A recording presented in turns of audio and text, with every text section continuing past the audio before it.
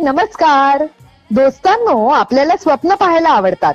मग कधी प्रश्न पडतो, स्वप्न म्हणजे नेमकं काय? तर झोपेत एखादा प्रसंग चित्र दिसतं ते स्वप्न, की उघड्या डोळ्यांनी पुढे असं काहीतरी घडावं असं वाटणारं चित्र म्हणजे स्वप्न?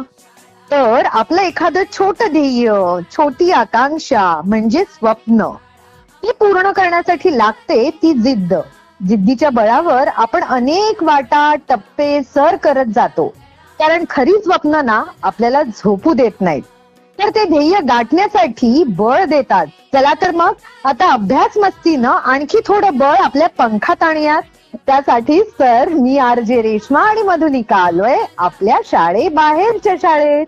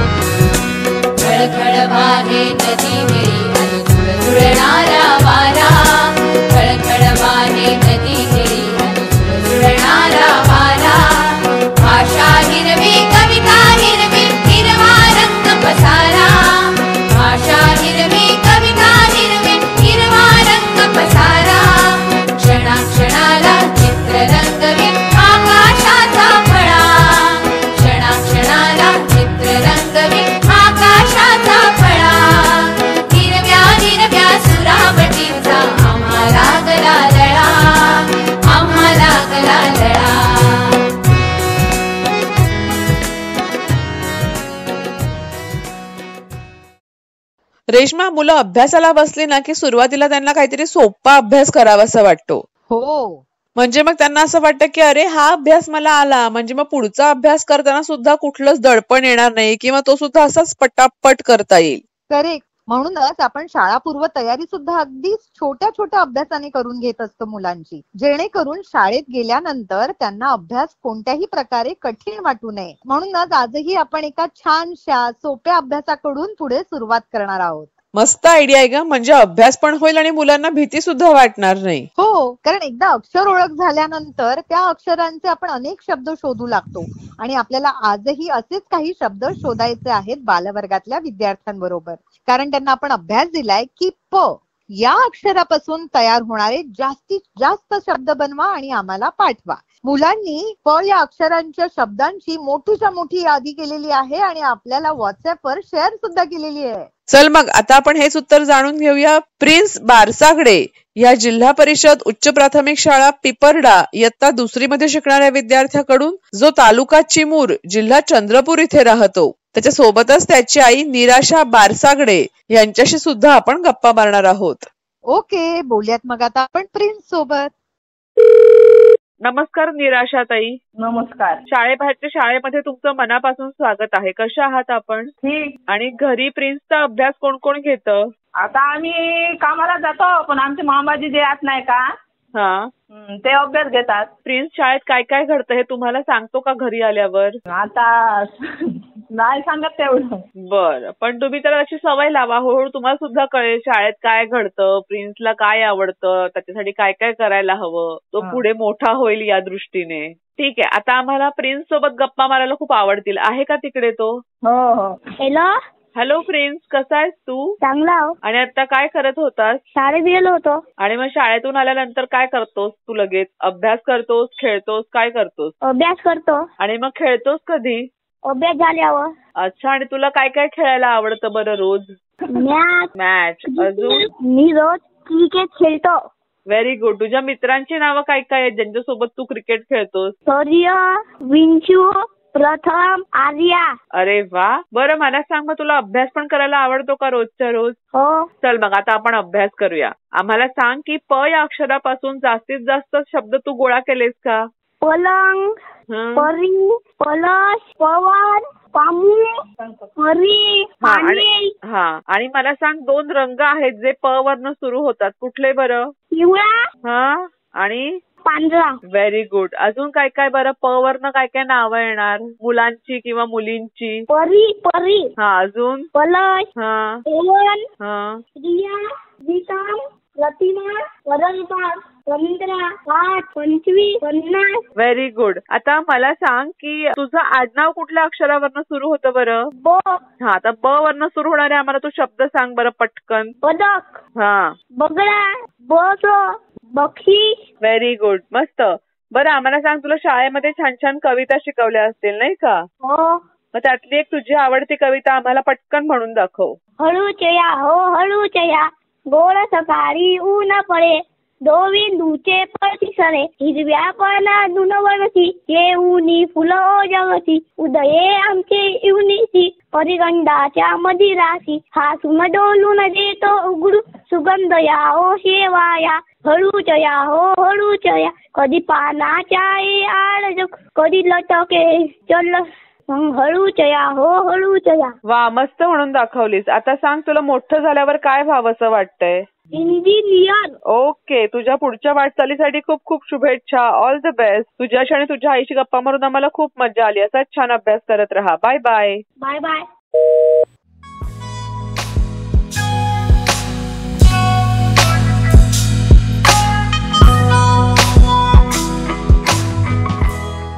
बघ रेश्मा, एक एक टप्प्याने की नाही हळूहळू अभ्यास वाढत जातो, मुलांची ह्यातली गती सुद्धा वाढत जाते.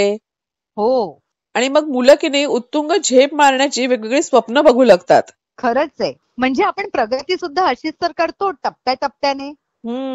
आणि ही प्रगती आपल्याला भूगोलामध्ये आणि विज्ञानामध्ये एका वेगळ्या अनुषंगानं बघायला मिळते. अगदी खरंय मधुलिका. आता हेच बघ ना, आपण अवकाश प्रक्षेपण झालं ह्याबद्दलची बातमी किंवा ते प्रत्यक्ष अवकाश प्रक्षेपण होताना आपल्या टीव्हीवर बघतो नाही का? हो, पण याकडे सुद्धा अभ्यासपूर्ण नजरेतून बघणं खूप गरजेचं आहे. करेक्ट आहे. म्हणूनच आज आपण 6वी ते 8वीच्या विद्यार्थ्यांना थोड्याशा याच दिशेने घेऊन जाणार आहोत. कारण त्यांना आपण प्रश्न विचारलाय की अवकाश प्रक्षेपण तंत्र कशाला म्हणतात, याबद्दलची माहिती मिळवा आणि सांगा. मुलांनी ती माहिती मिळवलेली आहे आणि आपल्याला व्हॉट्सअपच्या माध्यमातून पाठवली सुद्धा आहे. पण ज्यांचा अभ्यास करायचा राहिला असेल किंवा ज्यांना अधिक माहिती जाणून घ्यायची असेल, त्यांच्यासाठी आता आपण अवकाश प्रक्षेपण तंत्र याबद्दलची माहिती जाणून घेऊयात. हो, जाणून घेऊयात तर.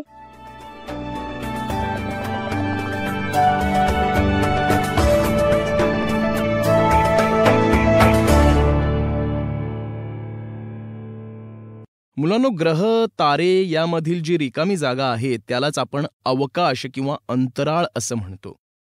आपल्याला असा प्रश्न पडतो की मानवाने सूर्यमालेची इतकी माहिती कशी मिळवली असावी?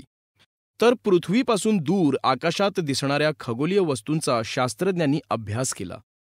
त्या खगोलीय वस्तूंविषयी जाणून घेण्याची उत्सुकता आपल्याला असते. म्हणून त्याविषयीचा अभ्यास करायचा असेल तर आपल्याला त्या ठिकाणी जावे लागेल. जर आपल्याला एखादी वस्तू अवकाशात पाठवायची असेल तर तिला पृथ्वीच्या गुरुत्वाकर्षणाच्या विरुद्ध शक्ती द्यावी लागते. त्यासाठी वापरात येणाऱ्या तंत्रालाच अवकाश प्रक्षेपण तंत्र असं म्हणतात. दिवाळीत जमिनीवरून आकाशाकडे उडणारा रॉकेट नावाचा एक फटाका असतो. तो तुम्ही पाहिला आहे की नाही? या रॉकेटमध्ये विस्फोटक पदार्थ भरलेला असतो. आपण त्याची वात पेटवतो तेव्हा खूप ऊर्जा निर्माण होते आणि रॉकेटच्या रचनेमुळे ते आकाशाच्या दिशेने उडते. जर अवकाशातील खगोलीय वस्तूंचा अभ्यास करायचा असेल तर आकाशात जाण्यासाठी शक्तिशाली रॉकेटचा वापर करावा लागतो. त्यालाच आपण अग्निबाण असं म्हणतो. अग्निबाणाचा उपयोग आपण अवकाशयानाचे अवकाशात प्रक्षेपण करण्यासाठी करतो. या अग्निबाणामध्ये हजारो टन वजन असलेले अवकाशयान अंतराळात नेण्याची क्षमता असते. यासाठी खूप मोठ्या प्रमाणात इंधनाची आवश्यकता असते. 20व्या शतकामध्ये बऱ्याच देशांनी अवकाशयाने अंतराळात पाठवली आहेत. तसेच अवकाशयानांसंबंधी तंत्रज्ञानही विकसित केले आहे. आपला भारत देश तर या अवकाश प्रक्षेपण तंत्राच्या तंत्रज्ञानासाठी प्रसिद्ध आहे. यापैकी काही अवकाशयाने कायमचीच अंतराळात राहतात, तर काही अवकाशयाने पृथ्वीवर परत येतात. काही मोहिमांमध्ये वैज्ञानिकही अवकाशयानातून अंतराळात जात असतात. त्यांपैकी राकेश शर्मा, कल्पना चावला, सुनीता विल्यम्स हे अंतराळवीर भारतीय वंशाचे आहेत.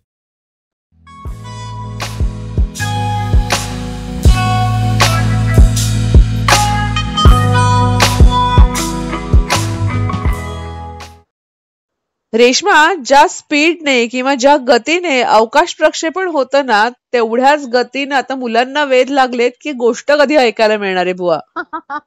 चल मग आता क्षणाचाही विलंब न लावता आपण एक छानशी गोष्ट ऐकूयात. आणि हो, म्हणजे अवकाशात ते प्रक्षेपण झाल्यानंतर पुढं काय होतं याची उत्सुकता असते ना, तसंच मुलांनी आजच्या गोष्टीचा की नाही शेवट चुकवायचा नाहीये, कारण पुढच्या गोष्टीची सुरुवात आजच्या गोष्टीच्या शेवटावरून होणार आहे बरं का. क्या बात है. अदृश्य करणारा अंगरखा.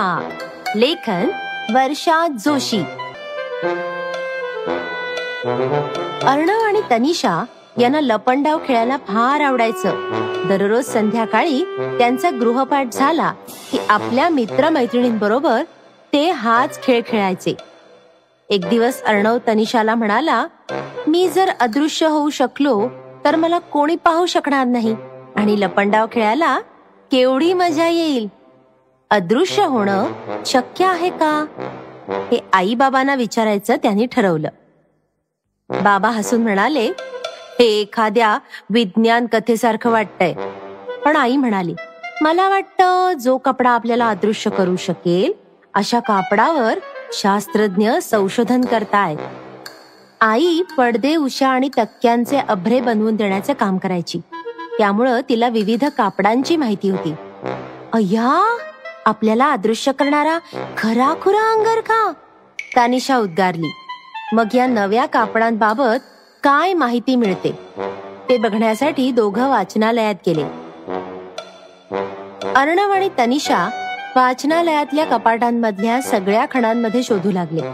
कापडाबद्दल माहिती देणारं कुठलंही पुस्तक मिळालं की ते लगेच काढून वाचू लागले.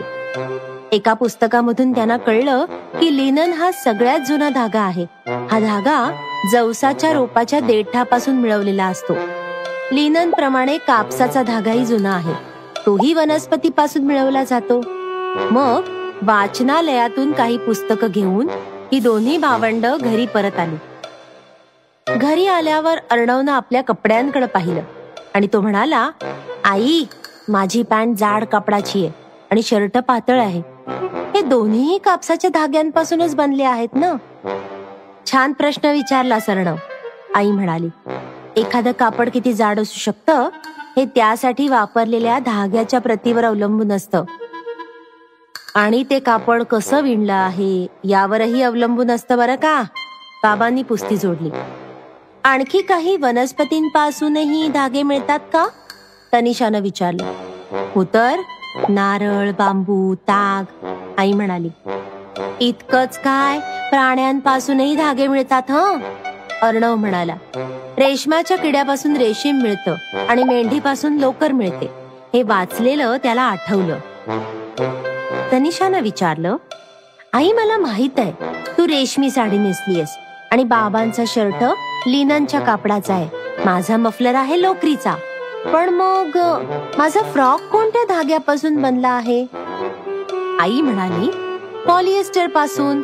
हा एक कृत्रिम धागा आहे, म्हणजे तो प्रयोगशाळेत निर्माण केलेला असतो. मग या भावंडांनी पुस्तकामधली कृत्रिम धाग्यांवरची प्रकरणं वाचायला सुरुवात केली. शास्त्रज्ञांनी उच्च कार्यक्षमता असलेले धागे कसे विकसित केले ते त्यांनी वाचलं. हे धागे उष्णता, वीज आणि रसायन रोधक होते. स्पॅन्डेक्स सारख्या काही धाग्यांमध्ये स्थितिस्थापकत्व असतं, म्हणजेच ते ताणले जातात. या धाग्यांपासून ट्रॅक पॅन्ट्स बनवतात. काही नवीन धागे आघात सहन करू शकतात, शोषून घेऊ शकतात. असे धागे पोलीस आणि सैनिक यांच्या उपयोगाचे असतात. काही धागे लवकर पेटू शकत नाहीत, असे धागे अग्निशामक दलासाठी उत्तम असतात. तनिषानं वाचून दाखवलं. तेवढ्यात आई म्हणाली, अर्णव, तनिषा, इकडे या. तुम्ही वाचनालयातून आणलेल्या पुस्तकामध्ये मला काय सापडलंय बघा. ते पुस्तक उच्च तंत्र धागे या विषयावर होतं. आई मोठ्यानं वाचू लागली. तापमान, दाब, किरणोत्सर्जन अशा विविध घटकांपासून मिळणाऱ्या संवेदना जाणून त्याला प्रतिसाद देणाऱ्या उच्च तंत्र धाग्यांना चलाख धागे म्हणजे स्मार्ट धागे असं म्हणतात. कार्बन पासून बनवलेले नॅनो फायबर्स हे चलाख धागेच आहेत.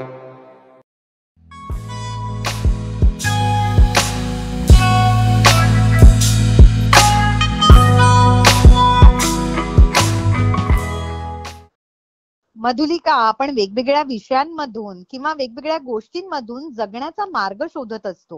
हो ना, आणि ह्यातनं काहीतरी नवीन सुद्धा शिकायला मिळतं. करेक्ट. आणि असंच आपल्याला जगणं शिकायला मिळतं ते एका कवितेमधून. अरे वा. असे जगावे या कवितेमधून कवीने एक छानसा संदेश दिलेला आहे आणि हा संदेश आपल्याला नेमका हेरायचा आहे. हा, म्हणजे त्यासाठी कविता नीट समजून घेणं खूप गरजेचं आहे. करेक्ट. चल मग आज आपण 6वी ते 8वीच्या विद्यार्थ्यांबरोबर हाच अभ्यास करूयात, कारण त्यांना आपण प्रश्न विचारलाय की असे जगावे या कवितेतून कवीने दिलेला संदेश कोणता हे मित्रांना सांगा. आणि मुलांनी या प्रश्नाचं उत्तर मिळवलेलं आहे, मित्रांना सुद्धा सांगितलं आहे. शिवाय व्हॉट्सअपच्या माध्यमातून आपल्याला सुद्धा अचूक उत्तरं पाठवलेली आहेत. चल मग आता आपण हेच उत्तर जाणून घेऊया विदिशा निंबाळकर या जिल्हा परिषद पूर्व माध्यमिक शाळा सावंगा इयत्ता 7वी मध्ये शिकणाऱ्या विद्यार्थिनीकडून, जी जिल्हा अमरावती इथे राहते. ओके, बोलूयात मग आता विदिशा सोबत. हॅलो विदिशा. हाय, कशी आहेस तू? छान आहे मी. आणि तू ओळखलंस का आम्ही कुठून बोलतोय ते? हो, ओळखलंच ना. कुठून बोलतोय सांग बरं. शाळाबाहेरची शाळामधून तुम्ही बोलत आहेत. अरे वा, बरोबर ओळखलंस. मला सांग, तू हा कार्यक्रम नेहमी ऐकतेस का? हो हो, मी नेहमीच ऐकते हा कार्यक्रम. मग तुला ह्यातलं काय काय आवडतं बरं? मला यातलं जे तुम्ही प्रश्न विचारता ते खूपच आवडतात. अच्छा, आणि ह्यातला अभ्यास पण आवडतो का मग तुला करायला? हो हो, आवडतो ना. Very good. तू ओळखलंस का मी कोण बोलतेय ते? हो हो. कोण सांग बरं. मधुलिका बोलत आहे तुम्ही? अरे वा, बरोबर. म्हणजे तू एकदम कान देऊन लक्षपूर्वक कार्यक्रम ऐकतेस तर. बरं, आम्हाला सांग, तुझा आवडता विषय कुठला आहे बरं? माझा आवडता विषय मराठी आहे. हा, म्हणजे तू आजचा अभ्यास नक्कीच केला असणार आवडीने, नाही का? हो. मग चल आता की नाही आपण आधी अभ्यास करू आणि नंतर आपण उरलेल्या गप्पा मारूया, ठीक आहे? हो हो. आम्हाला सांग, असे जगावे या कवितेतून कवीने काय संदेश दिलाय हे सगळ्यांना सांग तू. आणि त्याच्या आधी आम्हाला सांग, या कवितेचे कवी कोण आहेत बरं? गुरु ठाकूर. हा, आता आम्हाला सांग, असे जगावे या कवितेतून कवीने काय संदेश दिलेला आहे? ज्यांची इच्छाशक्ती प्रबळ असते त्यांना संकटातही मार्ग सापडतात. संकटाचा हसून सामना करावा, तसेच आयुष्यामध्ये काहीतरी चांगले कार्य करून जावे, असा संदेश कवीने कवितेतून दिला आहे. मस्त. मग तुला असं वाटतं का की हा संदेश अगदी योग्य आहे? हो, मला वाटतंय. आणि तू कधी ह्याचा अनुभव घेतलायस का? ह्या कवितेतल्या ओळी आहेत बरोबर. करून जावे असे काही दुनियेतून या जाताना, गहीवर यावा जगास साऱ्या निरोप शेवट देताना, बरोबर? हो हो हो. हा, मग ह्या ओळी आपण का बरं लक्षात ठेवायला हव्यात असं तुला वाटतं? आपण आयुष्यात काही चांगलं करायला हवं, हे कायम आपल्या लक्षात राहायला हवं. Very good. बरं, मला सांग की तू आत्ता आम्हाला सांगितलंस की तुझा आवडता विषय मराठी आहे, बरोबर? हो. मग तुला वाचन करायला पण आवडतं का? हो हो, खूप आवडतं मला. मग तुझ्या आवडत्या धड्यातले आम्हाला 2च पॅरेग्राफ वाचून दाखव. हो हो, ठीक आहे. शेख अहमद एक छोटंसं दुकान होतं. तो वह्यांची किरकोळी विक्री करायचा. दरवर्षी जून महिन्यात मी त्यांच्याकडून मोठ्या संख्येनं वड्या विकत घेत असे. आम्ही त्या झोपडपट्टीतील शाळकरी मुलांमध्ये वाटत असू. त्याचं दुकान आमच्या ऑफिसच्या जवळ होतं. Very good. खूप पटकन वाचून दाखवलंस तू आम्हाला. आता सांग, तुला खेळायला पण आवडतं का? हो. काय काय खेळतेस तू रोज? मी बॅडमिंटन खेळते आणि कबड्डी पण खेळते. किती छान. आणि तुझ्या मित्रमैत्रिणींची नावं काय काय आहेत ज्यांच्यासोबत तू हे सगळे खेळ खेळतेस? माझ्या मैत्रिणीचे नाव पूर्वी आहे, सिमरन आहे आणि धनश्री आहे. Very good. आणि आम्हाला सांग, तुला मोठं झाल्यावर काय व्हावं असं वाटतंय बरं? काय स्वप्न आहे तुझं? माझं वकील व्हायचं स्वप्न आहे. नक्की पूर्ण होईल. तू इतकी छान आमच्या प्रश्नांची उत्तरं दिलीस ना पटापट, ऐकून खूप मस्त वाटलं. तुझ्या पुढच्या वाटचालीसाठी खूप खूप शुभेच्छा. All the best. Thank you. You are welcome. Bye bye. Bye.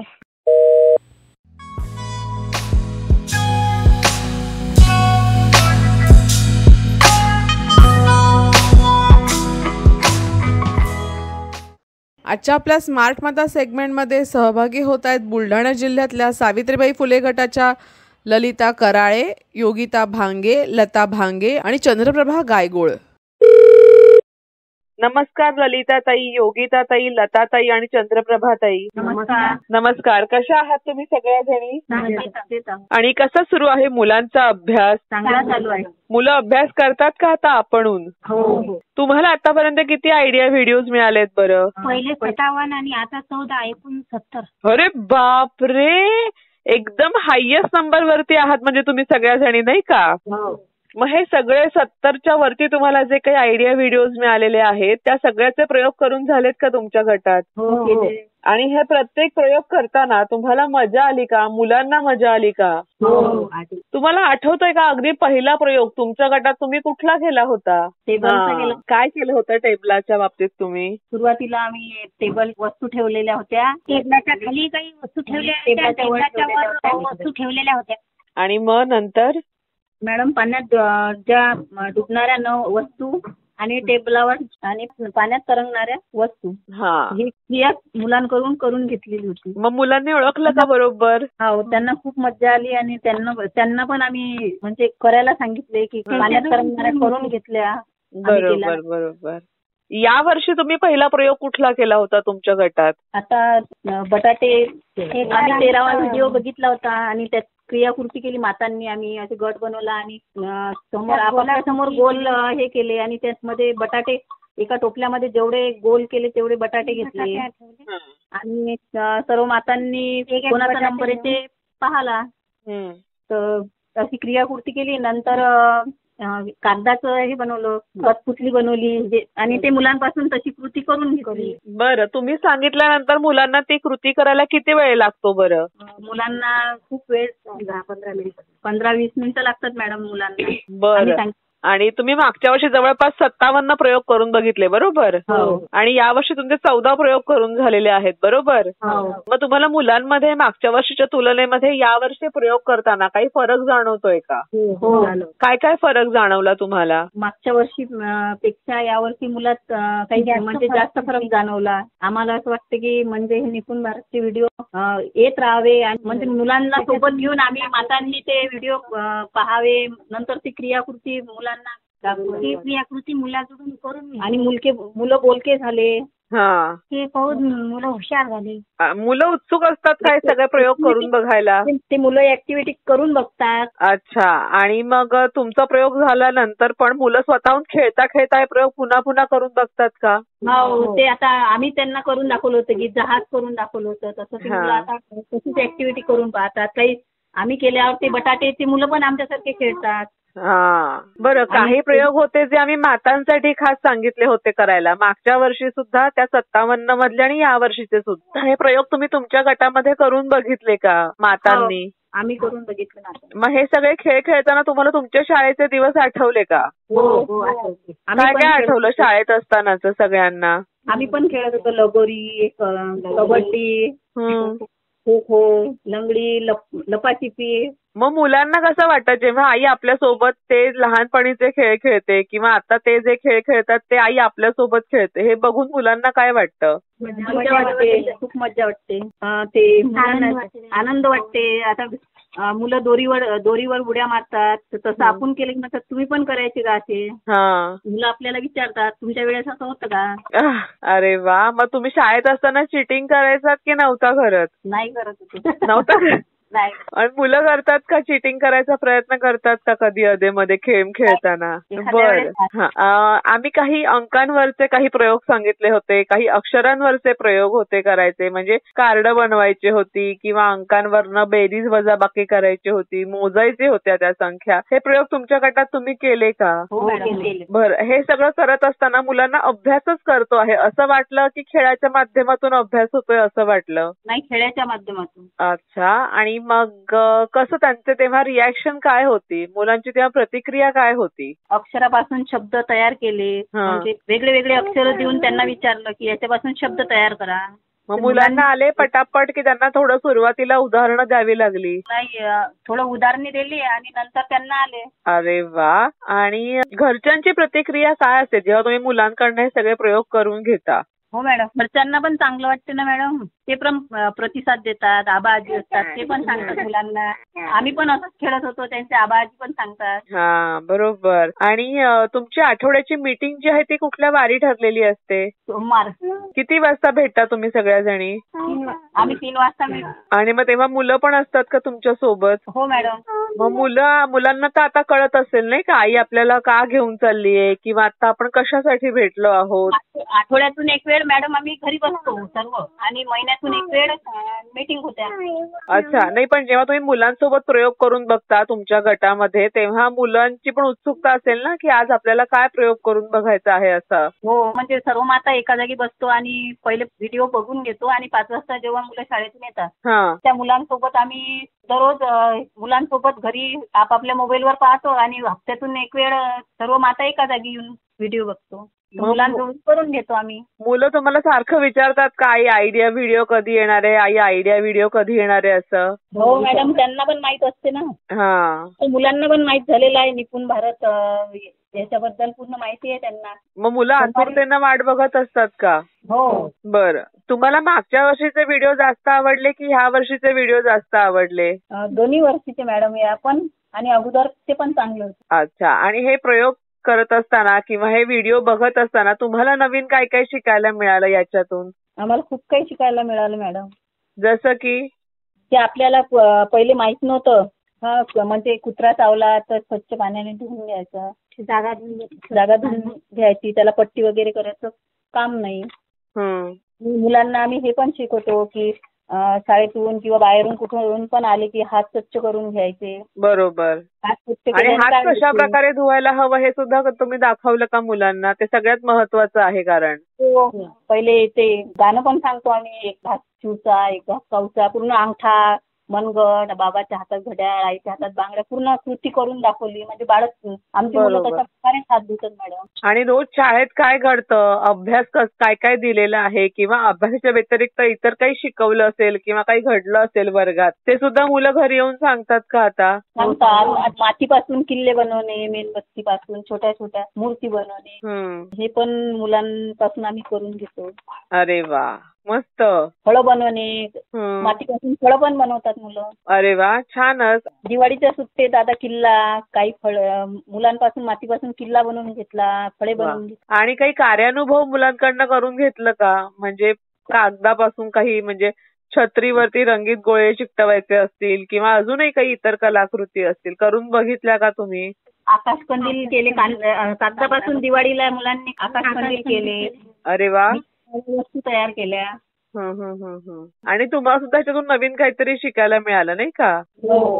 मग तुम्हाला असं वाटतं की अशा प्रकारचे आयडिया व्हिडिओ अजून यायला हवेत? हो मॅडम. अरे वा, खूपच छान. आणि तुमच्याकडे तर भरपूर मोठा साठा आहे आणि तुम्ही पुन्हा पुन्हा हे प्रयोग करून बघता का आयडिया व्हिडिओचे, की एकदा करता एकाच व्हिडिओचा प्रयोग? नाही मॅडम. अरे वा, मस्त. ललिताताई, योगिताताई, चंद्रप्रभाताई आणि लताताई आजच्या कार्यक्रमात तुम्ही सगळ्या जणी सहभागी झालात त्याबद्दल मनापासून धन्यवाद. धन्यवाद.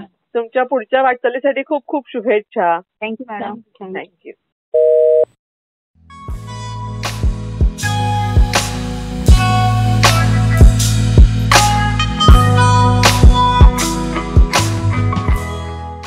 सो फ्रेंड्स, प्रत्येकाची आपली एक अशी जगण्याची व्याख्या असते.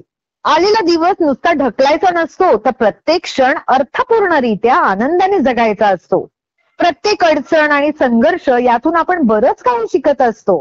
त्यामुळे खचून न जाता त्यातून महत्वाचा धडा घ्या आणि पुढे आणखी एक पाऊल टाका, नवं पान उघडा. बच्चे कंपनी आपली ओळख अशी चांगली बनवा की तुम्ही कायम लोकांच्या लक्षात राहाल आणि तुमच्या उपस्थितीची दखल घेतली जाईल. Stay strong and stay happy. Bye bye.